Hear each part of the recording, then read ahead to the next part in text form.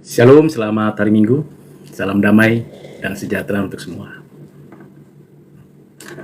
Hari ini saya ingin membahas banyak hal yang berkaitan yang berseliweran ya di TikTok. Ada dua pihak nih yang berseliweran nih di TikTok. Yang pertama, kelompok yang pertama yang saya amati, dengar, perhatikan, kelompok yang sangat tidak meyakini dan tidak mempercayai ajaran Alkitab, kebenaran Alkitab, termasuk di dalamnya tentang keilahian dan kemanusiaan Yesus Kristus. Itu satu kelompok. Kelompok ini bisa non-Kristen, bisa orang Kristen, tapi saksi Yehova kah, atau Unitarian kah, atau liberal kah. Nah, ini satu kelompok. Sekarang lagi rame berseliweran yang mencoba untuk mengkritisi, mengevaluasi, menjudge kekristenan dari sudut teks, konteks, makna dari Alkitab. Nah, ini yang pertama. Kelompok kedua adalah kelompok yang mencoba untuk menempatkan kekristenan sebagai yang biasa saja, satu dari antara agama-agama lain. Jadi bukan sesuatu yang unik, yang spesial, yang khusus. Nah, dari dua ini terlihat banyak orang yang merespon kelompok pertama dengan gegap gempita. Bahkan kelompok pertama ada yang menantang ya. Ayo seluruh pendeta buktikan ajaran Alkitab itu benar. Ayo orang-orang Kristen buktikan bahwa Yesus itu ilahi. Ada banyak yang menantang kelompok-kelompok ini. Cara menantangnya ada yang kasar, ada yang keras, ada yang merasa lebih pintar, bahkan lebih hebat dari Tuhan. Tuhan saja nggak bicara begitu, tapi manusia melakukan itu. Pada dirinya sendiri waktu mereka melakukan itu jelas nggak perlu digubris. Kelompok kedua adalah kelompok yang menyamaratakan semua kekristenan. Nah, kelompok ini general, banyak. Yang penting aman, nyaman, tenang begitu. Nah, dua kelompok ini sekarang bertarung di media sosial. Bagaimana sikap saya sebagai orang Kristen? Ya, so simple. Saya pernah belajar waktu interview, waktu membaca, mempelajari tentang masuk ke lembaga perbankan. Hal yang paling penting waktu itu, kira-kira 30 tahun yang lalu, saya diminta untuk membedakan mana uang asli dan uang palsu. Lalu saya jelaskan ini asli, ini palsu. Lalu pertanyaannya dari interviewer itu, sudah pernah mengerti nggak isi ciri khas identitas dari uang asli? Pernah nggak dimengerti? Pernah nggak dipahami? Dari ukurannya, kemudian tanda-tanda keunikan uang itu, kemudian harganya dan sebagainya. Saya bilang, oh saya tidak pernah tahu, ini hanya pengalaman biasa yang saya ingin menunjukkan bahwa ini asli dan palsu. Ternyata itu menjadi hal penting di dalam seluruh konteks kehidupan kalau kita ingin menunjukkan, oh ini asli atau palsu, mulailah dari belajar yang aslinya. Bukan mulai belajar dari comparative degree-nya. Jadi membanding-bandingkan gitu, menantang-menantang. Nah, saya kembali kepada konteks saat ini. Dengan dua kelompok yang sangat luar biasa ya, sangat luar biasa sekarang sampai banyak respon, baik terhadap non-Kristen maupun terhadap kelompok-kelompok yang merasa diri lebih baik daripada yang lain. Mari kita masuk ke dalam kesejatian dari kekristenan. Apa sih yang mau dicari dari kekristenan? Kalau kita masuk ke dalam konten berarti kekristenan itu kontennya apa sih? Apa sih basisnya, dasarnya, sumbernya dari kekristenan itu? Jawaban yang sederhana adalah percaya pada pribadi dan karya Yesus Kristus. Itu jawaban yang sederhana. Tapi kalau kita mau dalam lagi, ingin mendalami lagi, maka kita akan menelusuri apa yang menjadi dasarnya, sumbernya. Apakah kata pendeta, apakah kata buku, apakah kata pengalaman, apakah kata persepsi banyak orang. Tentu itu bisa dipakai sebagai instrumen, tapi bukan basis. Basisnya kepercayaan orang Kristen di mana? Alkitab. Hanya saja waktu kita mendekati Alkitab ada presaposisi. Saya memulai percakapan ini karena ada presaposisi. Presaposisi itu apa? Presaposisi adalah pemikiran awal, pemikiran yang dasar, yang mendorong, yang memberikan arah, yang memberikan pengertian tentang apa yang menjadi latar belakang saya mengungkapkan dua fakta tadi, lalu cerita tentang pengujian uang asli dan palsu.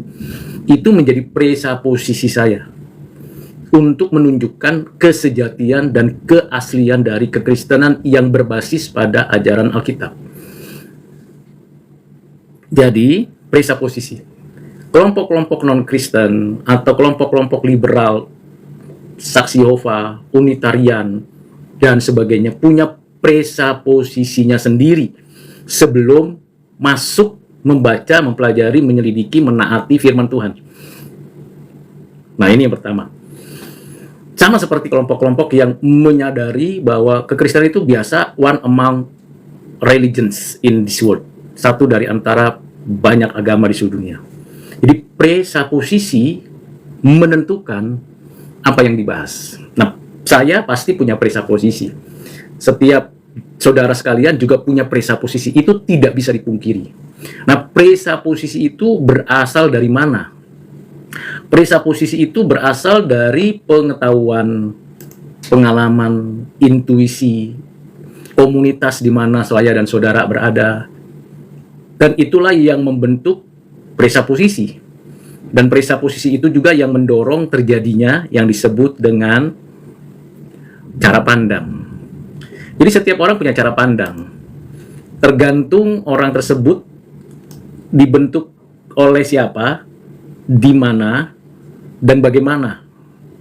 Jadi kalau cara pandangnya dibentuk oleh seseorang yang tidak memiliki kualitas yang utuh dalam kehidupannya, atau seseorang yang memiliki komunitas yang memang punya presaposisi buruk terhadap iman Kristen, atau presaposisi yang setengah kebenaran terhadap pengertian Alkitab, maka itu membentuk cara pandang. Oh iya, saya tahu dari si A, si B, si C, si D. Saya tahu, ngerti dari buku ini, buku ini, buku ini. Nah, itu membentuk presaposisi menjadi satu cara pandang. Nah, di dalam cara pandang itu ada di dalamnya core-nya itu menjadi belief system. Belief system. Jadi saudara dan saya pasti punya itu. Demikian juga ketika saya ingin memberi penjelasan mengenai pandangan-pandangan yang menyatakan bahwa Alkitab itu dipalsukan, Kristus itu bukan ilahi, Roh Kudus itu tenaga aktif, manusia itu ciptaan di awal, di akhir tidak, Tuhan Yesus itu hanya nabi, seperti itu. Kenapa?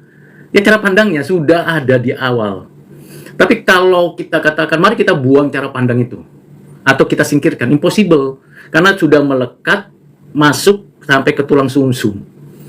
Kalau saya mau katakan bahwa hanya Yesus Kristus Tuhan dan Juru Selamat, penebus satu-satunya, dan Alkitab adalah firman Tuhan, di luar Alkitab bukan firman Tuhan, hanya tulisan manusia yang dianggap oleh kelompok tertentu sebagai firman Tuhan, maka janganlah marah, janganlah saudara merasa tersinggung atau merasa tersingkirkan. Kenapa? Itu presaposisi, keyakinan mendasar, satu penilaian berdasarkan pengetahuan, pengalaman, intuisi dari perorangan ada dalam satu komunitas.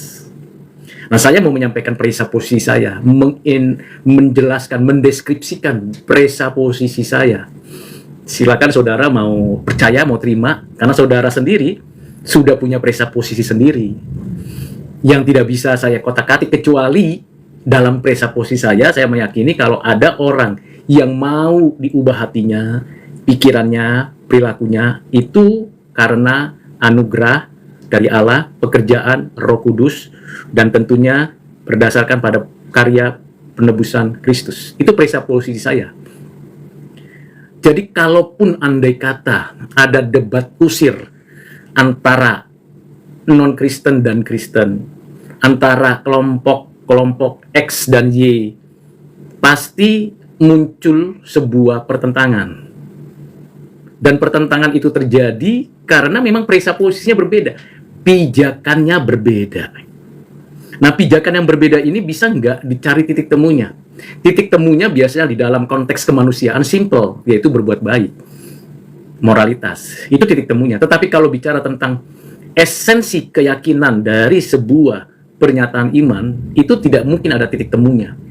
Maka saya punya keyakinan bahwa diajarkan di Alkitab ada Bapa, Anak, Roh Kudus, ada 3 pribadi, satu hakikat, satu kehendak, dalam satu kesatuan dalam keseluruhan natur atribut. Itu presuposisi saya yang tidak mungkin diterima, diyakini oleh orang non-Kristen yang presuposisinya tidak menerima itu. Jadi jangan mungkin dipaksakan. Kalaupun andai kata saya secara rasional dan cari argumentasi yang logis, objektif, komprehensif, jadi logis, objektif, komprehensif, maka tetap tidak akan menggoyang presuposisi non-Kristen mengenai keberadaan dari Trinitas. Yang memang istilah itu tidak ditulis dalam Alkitab, tetapi dinyatakan dalam pengajaran orang-orang Kristen sepanjang zaman. Jadi ini hal yang sangat esensial untuk kita perlu pahami. Jadi adalah sangat wajar ada pro dan kontra. Namun, kalau kita memang punya presuposisi masing-masing dan kita mau uji apanya yang diuji, objektifnya, logikanya, ya logis, kemudian komprehensif. Komprehensif itu mencakup 3 hal. Yang pertama adalah mesti memiliki semua pengertian yang disebut dengan korespondensi antara presuposisi dengan realita, presuposisi dengan tindakan itu tidak kontradiktif. Kalau paradoks masih bisa kita terima, tetapi kontradiktif merupakan sesuatu ketidakkonsistenan di dalam berpikir komprehensif. Yang kedua namanya berpikir koheren, antara konstruksi berpikir A, B, C tentang keberadaan Allah, tentang nyata-nyata karyanya, penebusannya, maka mesti ada satu kesatuan pengertian yang tidak terpisahkan, koheren, antara satu ide dengan ide lain, satu konsep dengan konsep lain. Itu bagian yang kedua. Yang ketiga adalah pragmatis. Jadi ada sebuah manfaat praktikal. Karena manusia itu bukan hanya dunia ide. Manusia itu adalah dunia praktik. Bukan hanya saya tahu, saya ngerti, ontologisnya ada di dalam pikiran saya. Just lalu saya mengatakan bahwa saya makhluk hidup. No. Saya tidak hanya berpikir dan tahu dan ngerti, tapi saya harus bergerak, bertindak, melakukannya, dan membuktikan apa yang saya pikirkan itu benar, baik, kudus, suci, mulia. Nah, itu pragmatikal. Jadi menguji, apakah presuposisi saya, presuposisi saudara, di dalam konstruksi kehidupan beriman, maupun kehidupan akademis, maupun kehidupan sosial budaya, apakah itu benar-benar objektif, logis, dan komprehensif? Nah, kalau itu terjadi, maka kita coba cari pembelaan, pengertian. Misalnya tadi saya katakan tentang Trinitas. Di Alkitab, tidak secara tertulis memang berbicara tentang Trinitas. Nama Elohim telah memberikan indikasi adanya Trinitas. Tapi nama Allah saja itu mengindikasikan keadaannya yang esa. Jadi, apakah kontradiktif antara Elohim dan Eloha di dalam penulisan teks? Jawabannya tidak.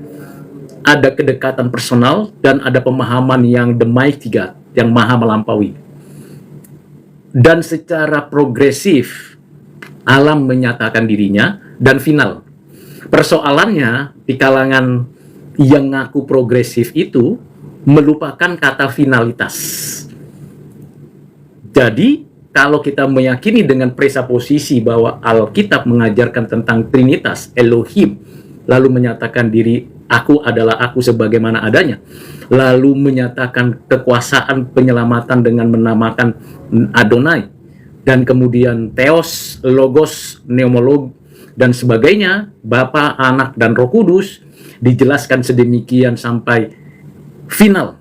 Jadi, progresif penyataan Tuhan mengenai keberadaan dirinya, yang dijelaskan, dituliskan berdasarkan inspirasi plenary verbal itu, progress. Yes, 1450 sebelum Masehi sampai dengan 90 Masehi.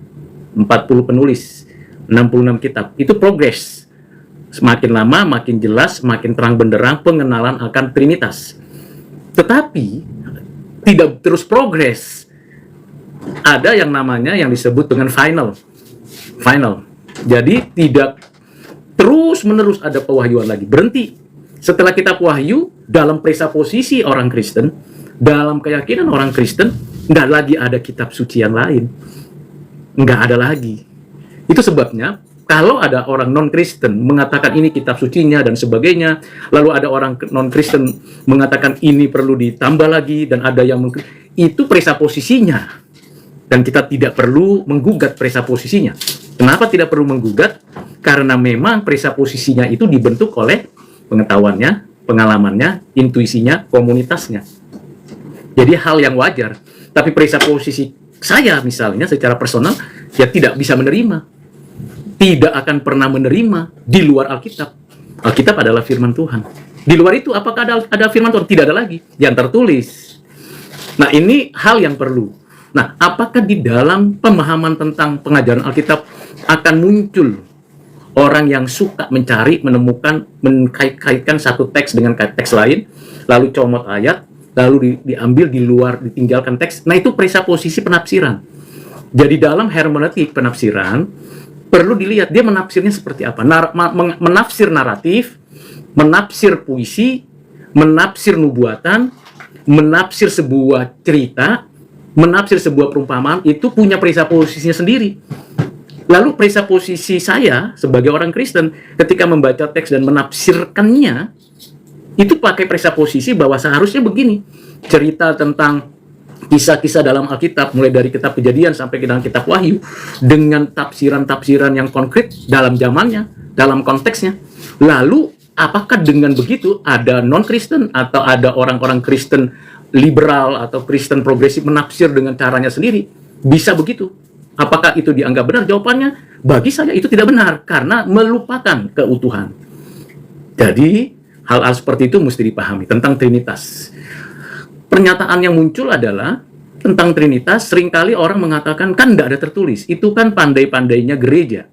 Di abad yang ketiga, keempat, dan kelima, menjelaskan ada Allah Tritunggal. Betul, Tertullianus mengungkapkan itu, tapi penjelasan Tertullianus tentang Trinitas pun masih perlu mendapatkan koreksi dan evaluasi. Penjelasannya, bukan terminologinya. Nah, ini menjadi pembelajaran. Jadi akhirnya muncullah sebuah dialog teologis.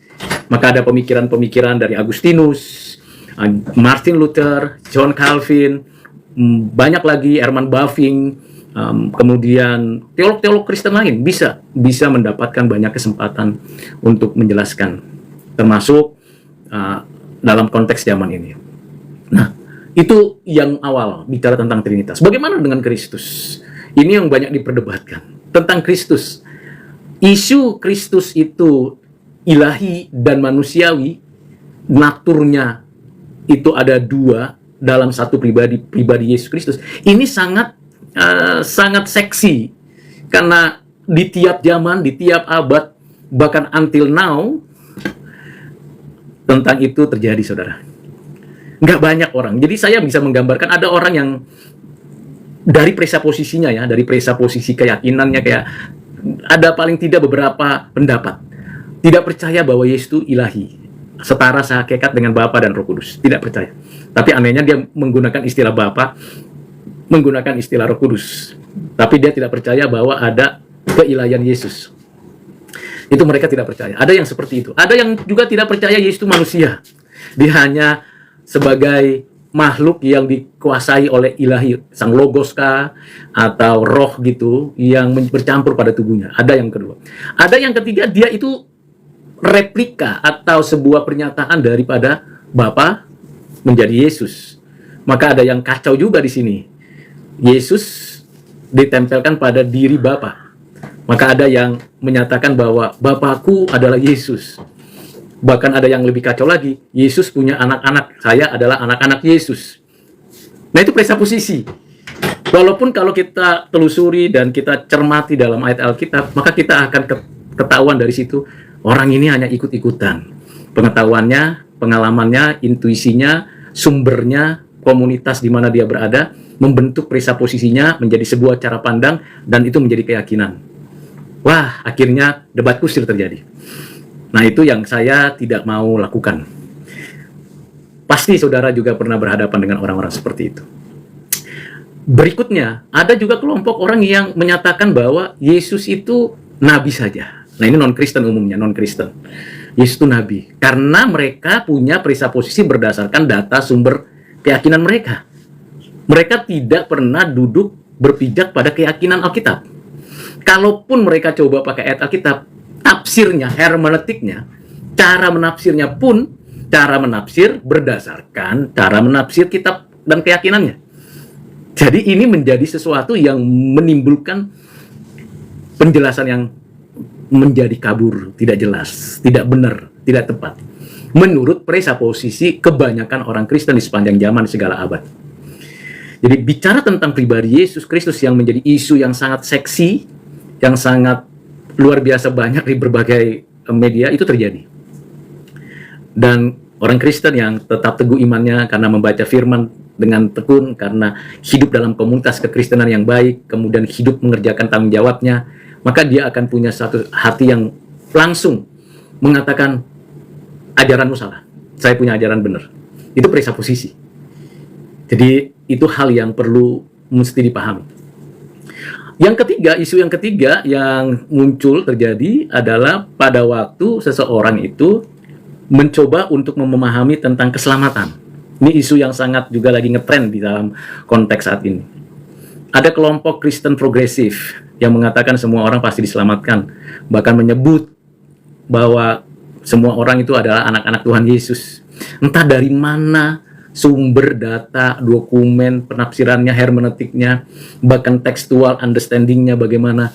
Tetapi itulah presupposisinya dia. Jadi dia sudah memasukkan konsep humanisme modern, liberalisme, antroposentris di dalam memahami ajaran Alkitab. Ketika membaca Alkitab, oh Allah adalah kasih, maka seluruhnya disamaratakan. Karena persepsinya dengan presupposisi bahwa segala yang ada itu langsung dikaitkan dengan apa yang dia punya pikiran. Itu namanya presupposisi. Mirip, persis, tapi sebenarnya bukan asli. Seperti yang saya katakan tadi di awal, bahwa waktu itu saya pernah diinterview mengenai bagaimana membedakan uang asli dan uang palsu. Dengan sederhana saya mengatakan, ya saya terbiasa melihat, oh ini asli, ini palsu. Jadi kebiasaan saya, pengalaman saya, pengetahuan saya di komunitas itu menunjukkan bahwa saya belajar yang asli. Jadi saya, oh ini asli, ini palsu. Padahal begitu disodorkan dan ada deteksi waktu itu dengan perangkat yang waktu itu tahun 92-93 kalau tidak salah ingat saya itu, waktu saya melamar di satu bank nasional, lalu dia menjelaskan dengan alat itu. Ternyata yang saya katakan itu asli, ternyata itu uang palsu. Yang saya nyatakan palsu, ternyata itu uang asli. Kenapa? Karena saya tidak punya pemahaman esensial daripada keaslian uang itu. Setelah dijelaskan detail, dari ukurannya, dari warna, raba, segala macam. Jadi ada beberapa poin itu, lalu saya ngerti. Saya diterima waktu itu, hanya saja saya tidak bisa berkendaraan. Jadi salah satu alasan saya tidak ikut lagi, karena saya tidak mendapatkan kemampuan untuk berkendara. Waktu itu mesti ada kendaraan. Jadi saya harus mundur dan akhirnya ya cari kerjaan yang lain.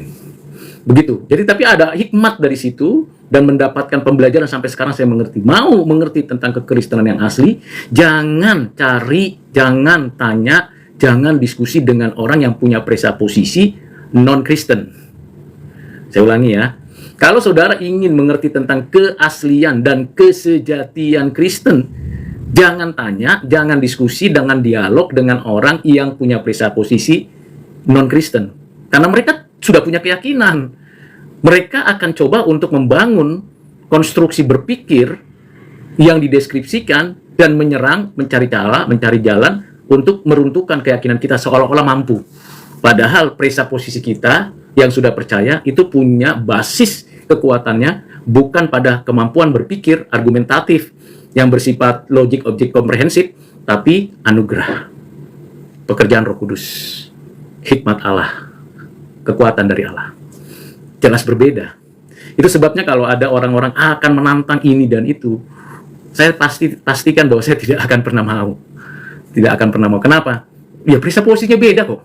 Ini kok posisinya beda, mau di titik temu. Kecuali tadi saya katakan, perisa posisi itu kalau mau titik temu cuma satu, kemanusiaan, berbuat baiklah untuk semua orang. Maka kita akan berbuat baik. Ya kan, menolong orang susah, menolong orang yang tidak berdaya, membantu orang, menunjukkan keadilan, bekerja keras, pokoknya berbuat baik. Begitu.